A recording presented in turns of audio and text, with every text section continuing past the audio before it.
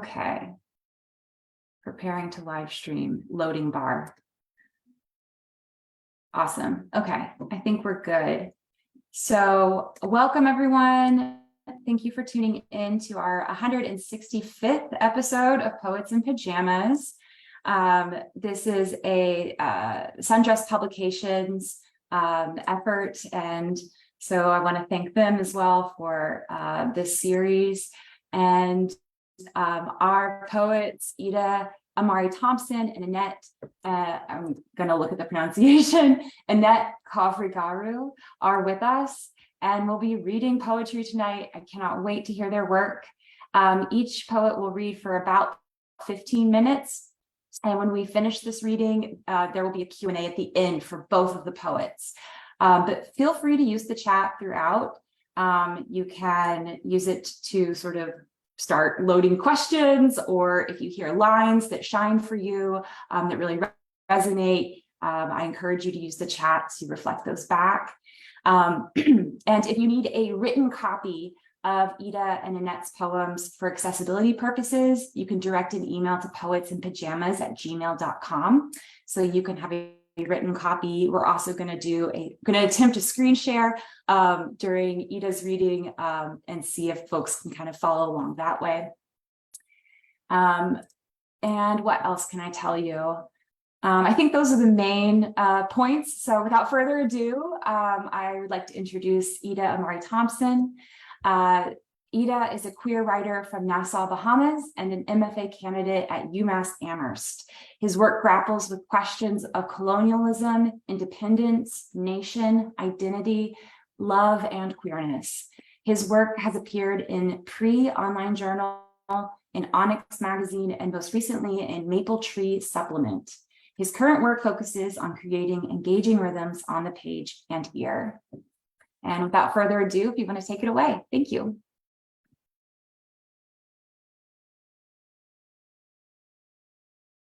Oh, you're on mute. Yeah, thank you for the lovely introduction. If you can screen share, that'd be perfect. So I can start.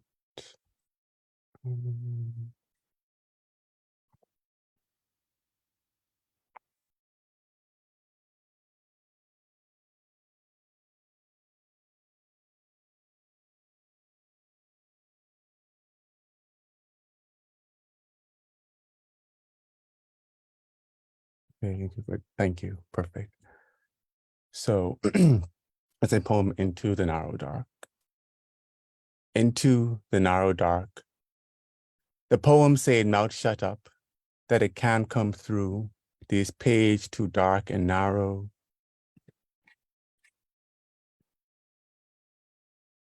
This page too dark and narrow, an edge of mercy, a closed door, a sharp and infinite existence.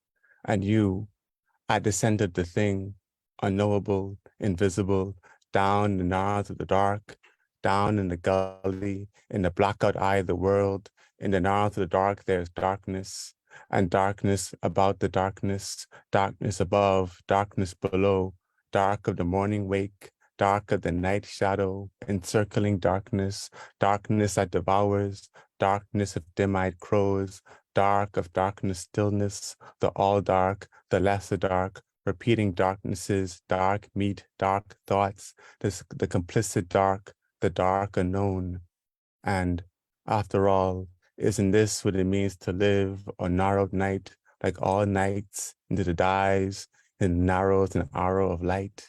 And after all, isn't this what it means to move like spirit or sparrow, to be at an ending, to go into the narrow dark? Can you go to the next poem, please?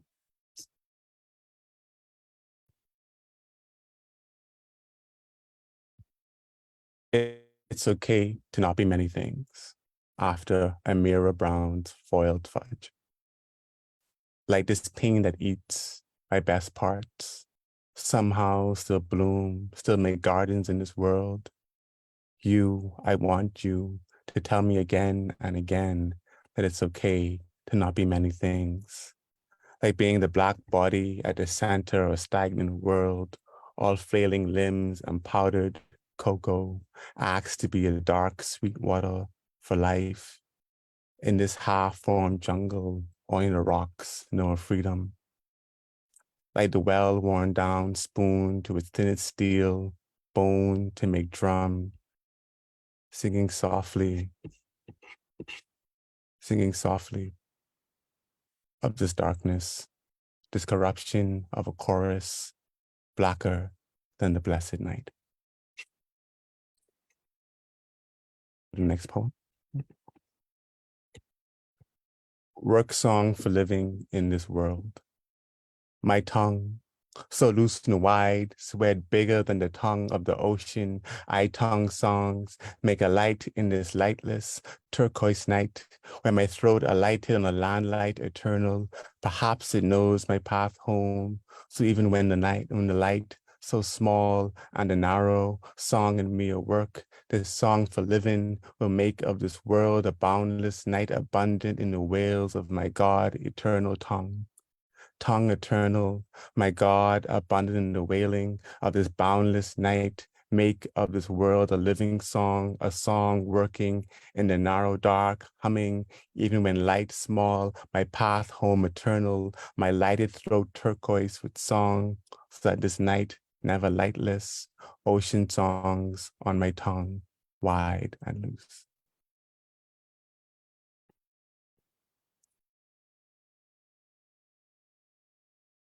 A bridge takes the form of a mortal body. Raised by the voices in my head, if this body I carry is meant to be a bridge, then it must carry in its stones my voice, that of a griot, resolving out of the many songs of my descent into this mortal form, a pole or a road or a tree or a cross road for traveling with a travailing band. And thank God I got traveling shoes made to be both sissy and solemn, a transgression at the center of this thing, called to be both man and woman. And how dare I sing of such things only in silence, of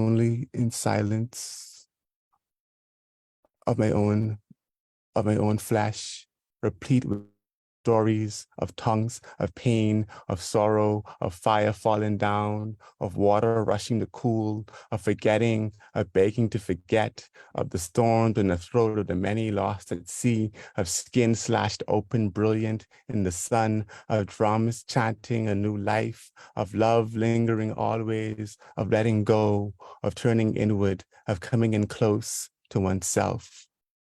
And since my body is a bridge, born from many stories, born across the sky on a stormful night, brought forth into a city of magics and vices, let me be a many-tongued thing, chant well for my God, my many island one, a carinage for the souls, an eye for pretty, pretty things, and like a rum god soaked in a bottle, standing in the hallways of your mind, I come to archive this living place, I come to look my demise in the eye and say, loose me from these mortal bonds.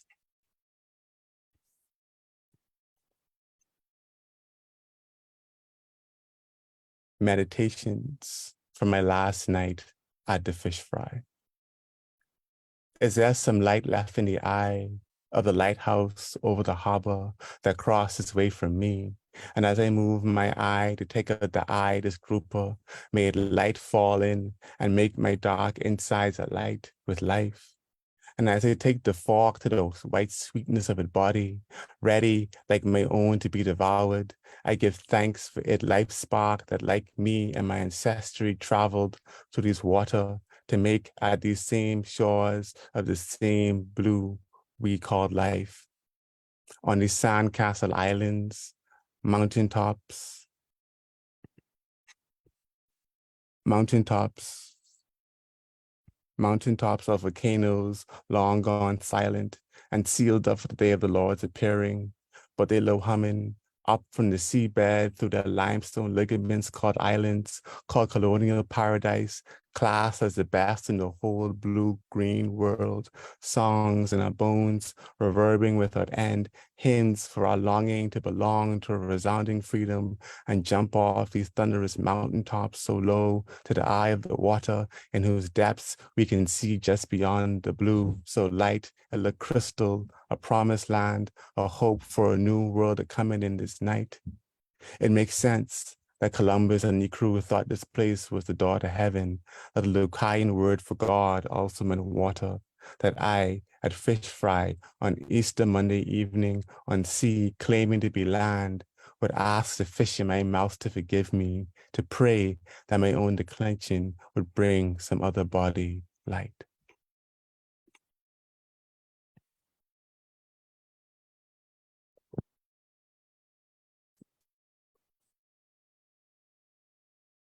The scent of Uncle Lou, or harrowing of the saltwater hold. Oh, Uncle Lou, when you fall out that silk cotton tree into what we thought was your blue hole water grave, weren't you being crowned and commanded with ascension to the sea bottom where your crafty soul ascended, scourged clean by the eye of that portal light of Obatala who sends forth justice, sent you down with hymns of repose, a trolley and iron point shoes to dance against the devil for the dead, and you, weightless Christ black on the waves, say, I come to cut one movie in this place, any face, and those words from the white hot throne of your voice broke into that bleakness as a surging flame from your throat, shattering the chains of their bondage. And so said, so done, you harrowed the underdark of that midnight sea with the last sacred mystery remaining to be told. How'd you gather them souls bound for glory, you won to ride? Did you throw the fishing line, or skin shed yourself into a great sea of glistening, coral bone ladder out of that sable salt water, night railroad for our God, ship for our Savior Jesus? And this is my last poem, and it's near and dear to my heart. On that long, long eastern road, driving down, my car glide like greasy food in a skillet on one of the only roads on the island that ever always paves. I almost forget to wonder why. Every other house in your palace, why your yard's big. If you ask me, I think you teeth it. That you run one sweet, sweet game on some poor people years and years ago, like Miss Mabel, who had the open gate and made the sweetest tart, or Headmaster Johnson, that rough man who used to teach at the fishing farm, and you just take all their dream, took their hope in their house, and now you blow up like puffer from all what you steal. So much so that the only people who could afford to live on you is people like that new foreign COO at Bahamas, Beyonce, or them people with that old kind of money, the kind that own the port of Nassau and got the government by their throat. And the words of that old rake and scrape song come to me. There's mother in the yard with a pea soup and dumpling. You cook it outside in that old Dutch oven to feed each churn, 'cause she has been to sea and she po. And on my left hand, the east entrance of the harbor, dredged up blue of a rich man's marina. And on my right, the steep ridge where people build a new world plantation, and all the while I coast between closed off coastline and palisades of ancient coral garden. Then the flat road arched its spine, spin into a ring played rhythm, wrapping itself in a song, singing in the, like sun on the summer sea. And I follow its call, the low and deep undulation, while passing, I glance on the bush story, a limestone lookout turned black, dyed by rain and earth. I could almost glimpse it in the trees. And alas, as I come to the place in my revelations, the bosom of all my submarine dreams, I see my grandmother's Honda parked up in the overgrown yard, that shuttered house where she toiled far from where we lived. For me to have this chance to witness these stories, to test my own testimony. And as I come to the edge where the straight road loop around the island, I wonder about other islands with their own long road by the sea. Thank you.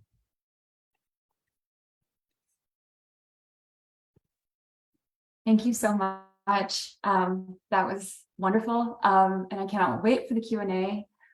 Thank you so, so much for that. Next, I'm going to introduce our second poet of the evening, Annette. Let me pull up your bio here. All right, Annette is a gay, bigender, Jewish writer and photographer from Long Island, New York, where they play roller derby as Mazel Cov. They are the author of the chapbook Reality in Bloom that came out with Ursus Americanus Press in 2020. Annette's prose and poetry have been supported by fellowships and residencies from Tin House, Lambda Literary, and SAFTA. Hi, everyone. Thank you for the intro. Yeah, let me see. Got I think like 5 poems here. And yeah, I guess to preface some like the general themes, like some of these poems is that I'm trans, and it's on the 17th, October 17th, it's going to be 4 years since I got top surgery.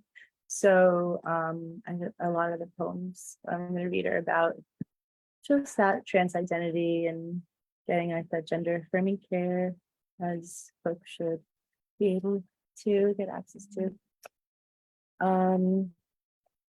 Right. Which one to start with? All right. Self-portrait as top surgery scars. Bypass the no trespass sign and invite a bullet to your chest. The wind on your keloids is an elegy, tastes like cotton candy and bay water, sounds like walk party ballads and your mother's yellas. There are memories like sunburns and hickeys, memories we name but cannot keep. You asked to be handsome and were given a lullaby. Still, you sang resurrection, summon love that drains blood. You took a joyride and remembered the joy.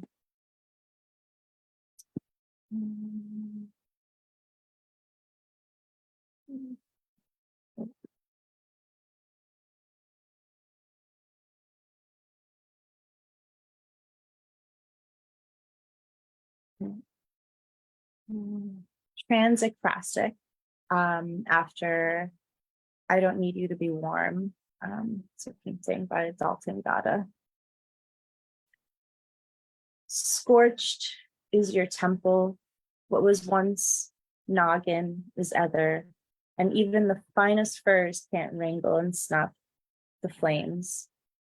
Suffocation from ashen sky, blue until gray, then grayer, and yet pink horizons poke from under sullen drapery, make silhouettes of mountains, waves of stone.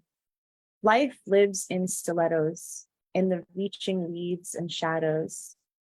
Light exists here, yet somewhere else.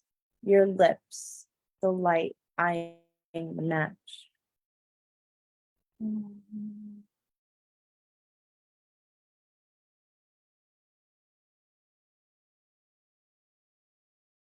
Beloveds, I cannot name the surrounding species of trees, but I can beckon a minion.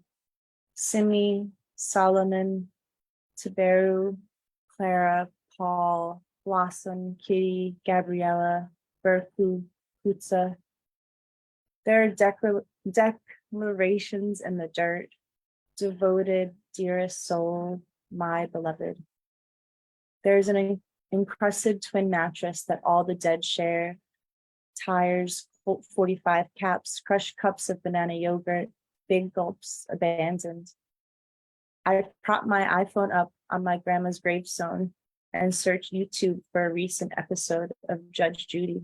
Together, we watch these absurd misfortunes.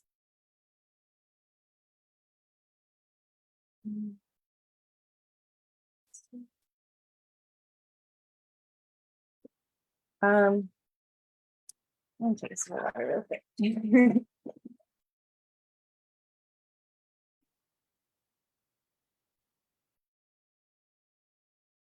I am only my brother's brother in the mirror. When the boxer waistband squeezes, flesh spooling, hips hugging in a queer embrace. And when we embrace, our wounds are symphonies that beat so wild we beat ourselves. There are imprints of what ifs on your throat, a softball to the larynx, and the near death of your voice. Oh, how I hang on those vibrations. The discography of Adam Sandler movie quotes, as Outcast's Idlewood Blue, Don't You Worry About Me, iridescent laughter, sound reasoning. 3 days before top surgery, you asked that I suffocate a little longer. Text a tautology of forewarnings, very young, life changing, can't reverse. If you waited, the future, new surgery will get better over time. I marvel at us boys and all the eulogies we've recited for ourselves, how we borrow each other's lines without even knowing. On a flight home to New York from visiting Dad with nobody in the middle seat, we share vacant memories from our Y2K adolescence, the void of then and now, and only then do I see a reflection.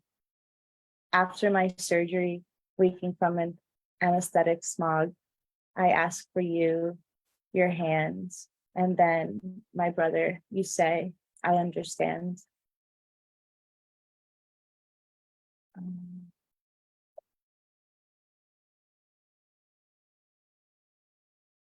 This is the last poem I have lined up. I feel like this has gone really fast. All right. R. When I ask what the last blockbuster movie you remember renting was, you say, remembering will make you cry. Besides, we were more of a Hollywood video family anyway. We might be hypochondriacs, or we might just be our mother's children. You tell me I'd recognize Sinead's Nothing Compares to You if I heard it. I definitely don't, but now that I've listened, I'll recognize you in it. You've had Big Thief on repeat, probably Vampire Empire or Dried Roses. After my poetry reading, you give me a bouquet of nameless purple bulbs. My favorite flower is a dead one, and you know they dry well. Thanks.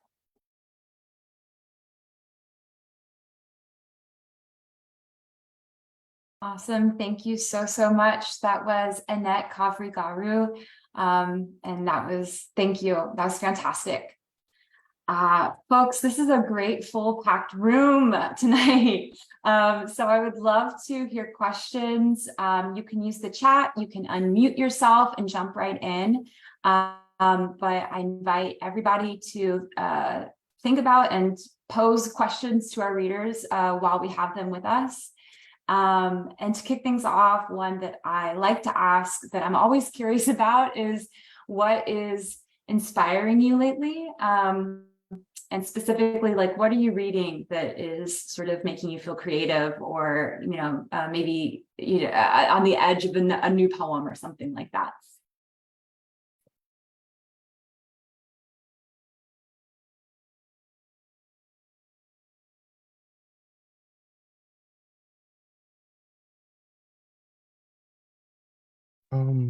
But I guess I can take it first.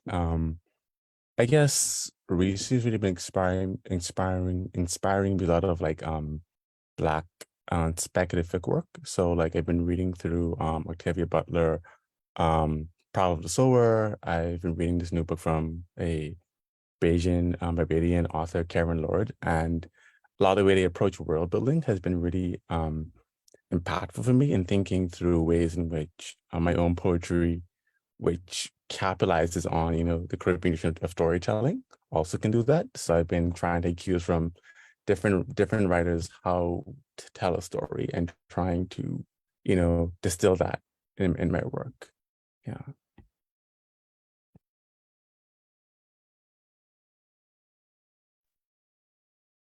Um, so I mean, the book that I just finished, and I can't really say whether or not it's inspired me to write anything, but it definitely did make me think a lot. This novel, Diket. What was the author's name? Jenny Fran. I'm blanking on her last name. I don't know what's been, yeah, I don't know. I feel like if anything, what I've been wanting to write lately has just been maybe coming about in like conversations I'm having with family.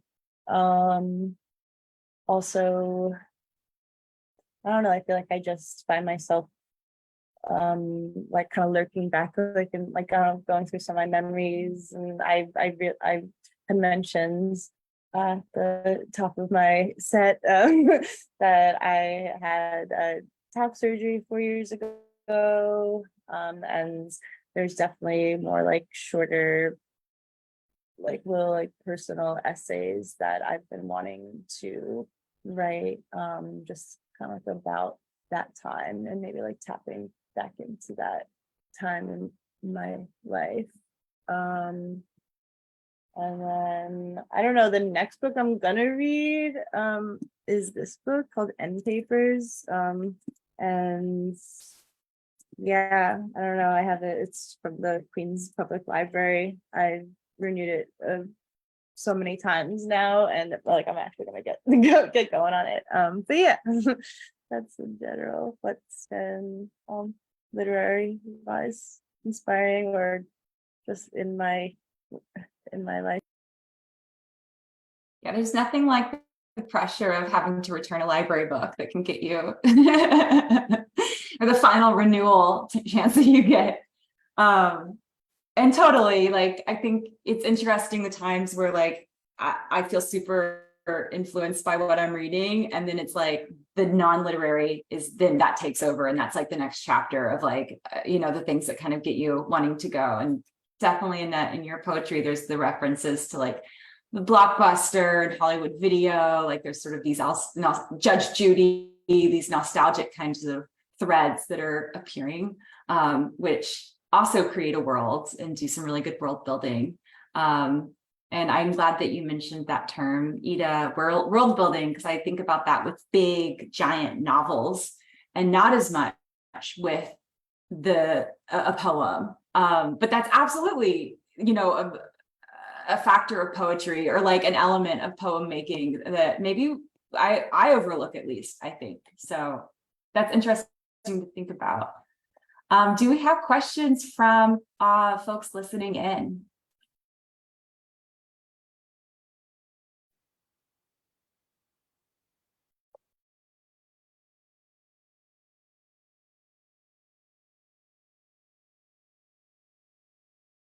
All right, they're still thinking. So, I got one in the chat. So Marcus asks, Ide, are you able to recall the state of mind or moment that drove you to write Descent of Uncle Lou for us? Yeah, sure. It's I actually wrote it during April, during National Poetry Month, and incidentally, I was part of this Bahamian WhatsApp group where we were given prompts every day. And I think the prompt was, what was the prompt for that day? I don't know exactly what the prompt was, but it happened around the same time as Holy Week in the Christian calendar. And it got me thinking a lot of ways of writing about descent and about the harrowing of hell that's in Christian theology. But I also want to make it Bahamian. So what I did was I took this Bahamian folk song about this character called Uncle Lou. And the only details in the song are that he falls into this well and falls into hell, and the angels and the devils, they ring the bell when he falls into the well. And that's the end of the story. And I wanted to kind of take that story and reimagine it as this ascension of him, coming out of the grave, out of hell, out of the water, and rescuing the souls of the confined. Yeah, and so that's how it kind of, the music just came very naturally to it. And that's why I sing in the beginning of the poem, because those two lines are actually me singing the what's it called, the actual like melody of the song itself. Yeah.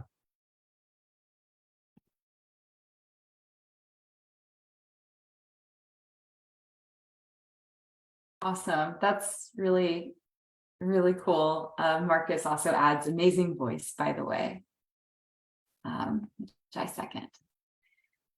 Other questions? Maybe on the topic of origins, you guys would both like to share sort of your pathway into poetry. Was this your first genre or not? And why poetry? That's broad, but feel free to answer that how you choose.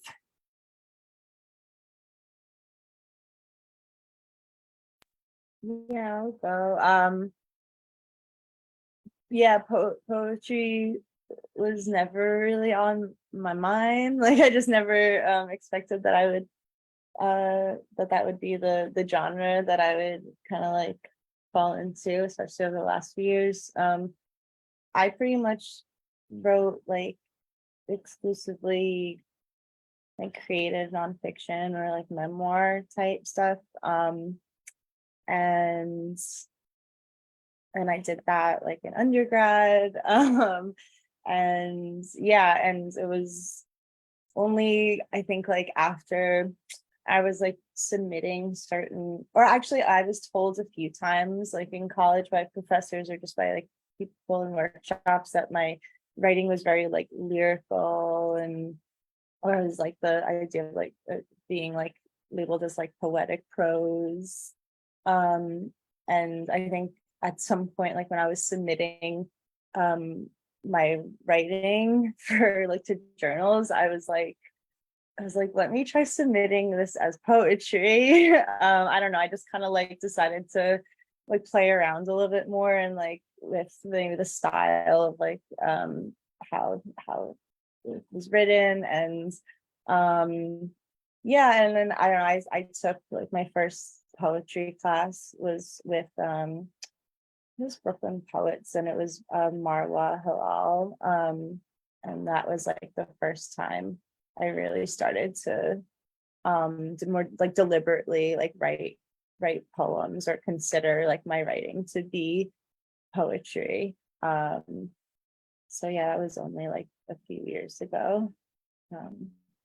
Yeah, I think I still kind of like have elements of both in both genres. Like I think there's a mixture that I write. Yeah, I totally get you. Like sometimes coming to poetry is this weird kind of journey. Um, I didn't start off with poetry. I actually started more with fiction, especially like in high school. I was writing like little like stories for like my assignments in class, and I always loved doing them, but I never really like expanded on them. And in high school, we did mostly like British poets, so like William Wordsworth, all those kind of romantic era poets. So poetry didn't seem like a thing that necessarily, I liked it. I loved the lyricism of it and the sounds, but it didn't seem something that I would do, you know, as a career or job or craft. And it wasn't until I kind of had to confront my sexuality and what that meant for me that poetry became an avenue of, not only of process, but processing those feelings, but also a way of understanding and expressing the world in a much more, I guess, engaging way. And through that time, I just kept writing poetry, and I was in school, dropped out of school, came back to school. And it wasn't until 2017 I really took poetry seriously and was like, okay, I'm going to do this. I'm going to make this work, and I'm going to really hone my craft. And that's since then I just been kept writing, kept reading, and kept really engaging with the word on the page. And because of that, I also tend to do other genres, but poetry seems to be so very natural for me. Yeah. And I guess I'm just lucky to be able to have a space and time where I can share my work with other wonderful writers and other poets. Yeah. We do have one new question in the chat. Gardner asks, Annette, what's your favorite medium for writing? By hand, phone notes, Google Docs, and does it change how you write? I saw that question come in. It made me smile because I totally, most things that I've written in the past however many years have like started in the notes app. They're just like almost like little scraps of writing. They're all still in there. I think a lot of the writing, especially that's like in my chapbook, like it was writing that I did on like the subways, writing this. I love public transit. I always say like if I could just ride like the subways like back and forth all day, like I would. Maybe not now. I don't know. They're all like out of whack, but it was mostly in the notes app. And like I honestly just still love using like Microsoft Word. Like I actually really don't like the Google Docs or anything. Like I'll set up my on Microsoft Word, there's like a setting that you can like expand it fully to the screen, and then you can kind of like put like a background. And I used to do this in college too, where it was like I make the backgrounds like a table, like a light like wood table, so it gives the like illusion or like that you are like just handwrite or like writing on a table. But that's like also like my ideal way of setting myself up when I write. But yeah, a lot in the notes app for sure. And then eventually moving it over to the bigger Mac product, and then just like working from. I really appreciate hearing that where and how you write does matter to what you're writing, not just the material, but the place. Like that's absolutely influencing like the composition. Sorry, I'm just also remembering, I remember once literally being like at a reading, like, and I was listening to the readers, but then feeling like inspired by the readers and starting to write like furiously in my iPhone. So yeah.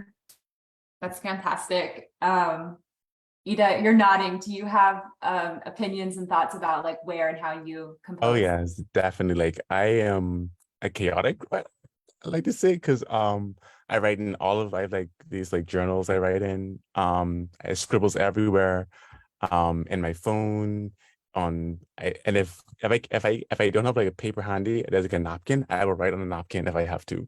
That's how committed I am. Because for me, the words come at any time, any place, conversations, at readings, walking to the food store, I'm in the shower, I have to like stop and get my phone and try to write it down before I forget. So yeah, it's writing, I started off writing mostly by hand, but then, it's a little bit easier to like do on my phone, and I don't use Word anymore just because of the fear of like losing everything, because I've lost things. I lost all like batches of poems before. So I love Google that I just can like automatically say. But yeah, anywhere, anytime.